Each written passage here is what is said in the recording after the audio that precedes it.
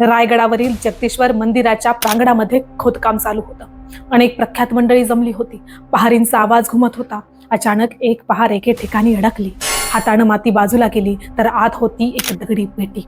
ती पेटी उघडली तेव्हा त्यातील गोष्ट पाहून उपस्थितांच्या डोळ्यामध्ये अश्रू अनावर झाले, कारण त्यात होत्या साक्षात शिवप्रभूंच्या अस्थिरक्षा. नमस्कार, तुम्ही पाहत आहात इतिहास गवाह आहे. दिनांक 3 एप्रिल 1680 छत्रपती शिवाजी महाराजांनी रायगडावर आपला देह ठेवला.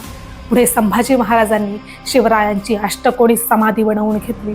पुढे जुल्फिकार खानानं रायगड आपल्या ताब्यात घेतला. पुढे तो सिद्धांकडे गेला आणि त्यानंतर पेशव्यांनी पुन्हा रायगड आपल्या ताब्यात घेतला.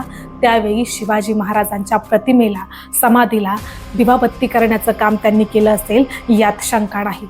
परंतु पुढे 1818 नंतर इंग्रजांकडे जेव्हा हा किल्ला गेला आणि तेथे सर्वसामान्यांना जाण्यास बंदी करण्यात आली, कारण छत्रपती शिवाजी महाराजांपासून प्रेरणा घेऊन हे बंड उभे करतील की काय अशी शंका इंग्रजांना वाटत होती. त्यामुळे त्यांनी जवळजवळ 93 वर्ष रायगड हा सर्वसामान्यांपासून वंचित ठेवला. परंतु ते म्हणतात ना, म्हातारीनं कोंबडं झाकलं म्हणून सूर्य उगवायचा थांबत नसतो.